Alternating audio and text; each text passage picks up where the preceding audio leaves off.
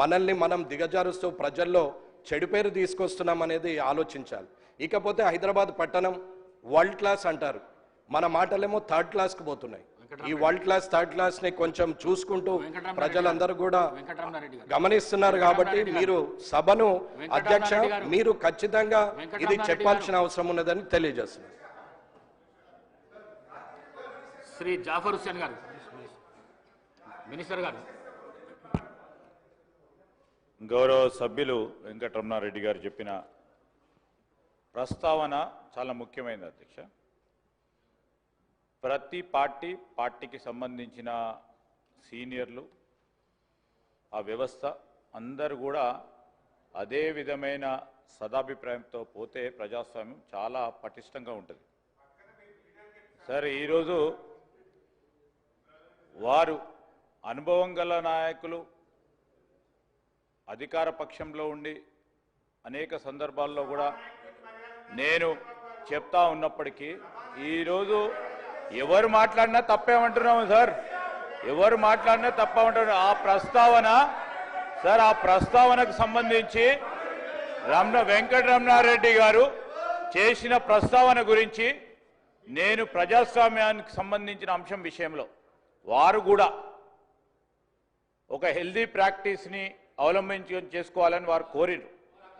Definitely democratic ప్రాసెస్లో మాకు హుందత్వాన్ని కాపాడే ప్రయత్నంలో అనేక సందర్భాల్లో ముఖ్యమంత్రి గారు కానీ, మా సహచరులు కానీ, మా సభ్యులు కానీ చాలా హుందాగా మాట్లాడే తీరు కానీ, అంశం కానీ, తెలంగాణ సంస్కృతికి సంబంధించిన అంశం విషయంలో స్పష్టంగా చాలా మర్యాదగా పోతా ఉన్నాం అధ్యక్ష. ఎక్కడైనా చిన్నగా ఎప్పుడైనా ఉంటే మేము ఈరోజు కూడా చెప్తా ఉన్నాం, మాకు బేషిజాలు లేవు.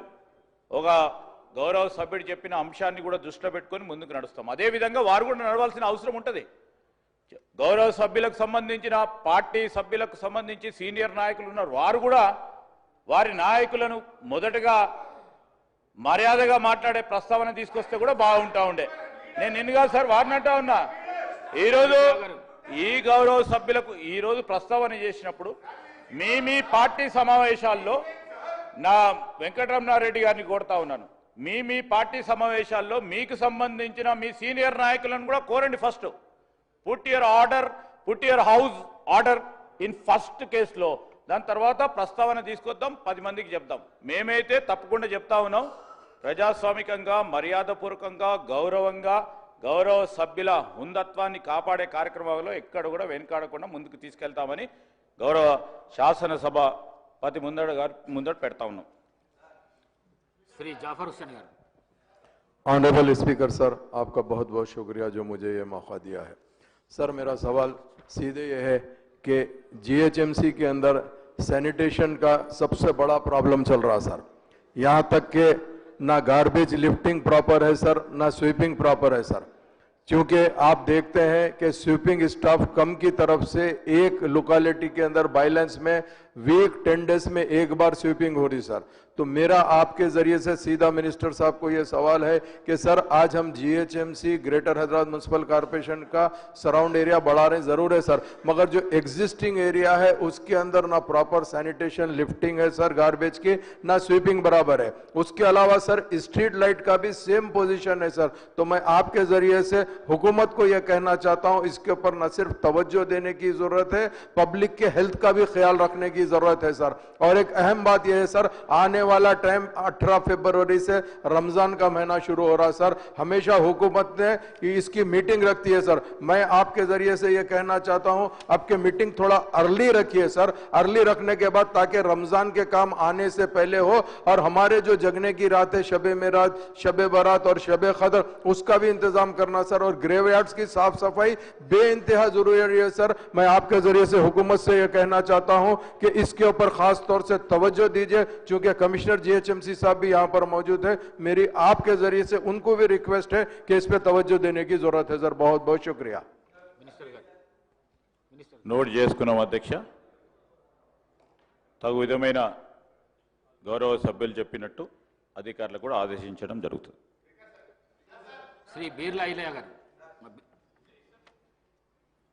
అధ్యక్ష, మా ఆలయ నియోజకం విశాలంగానే జనాభాలో పెద్దది 8 మండలాల అధ్యక్ష. గత 20 సంవత్సరాలుగా రెవెన్యూ డివిజన్ కావాలని చెప్పి చాలా ఉద్యమాలు చేసినాం.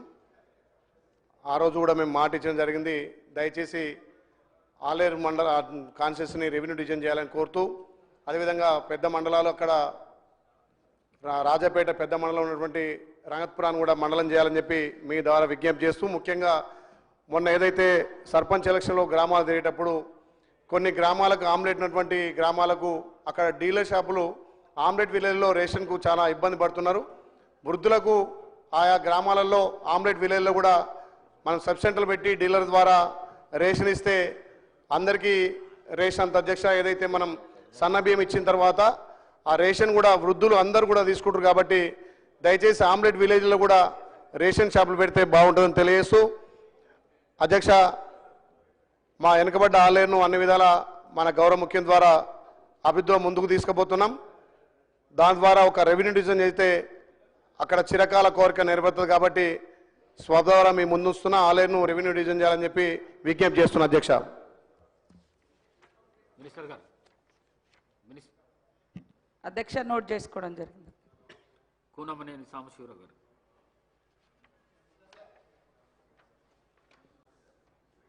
Thank you sir.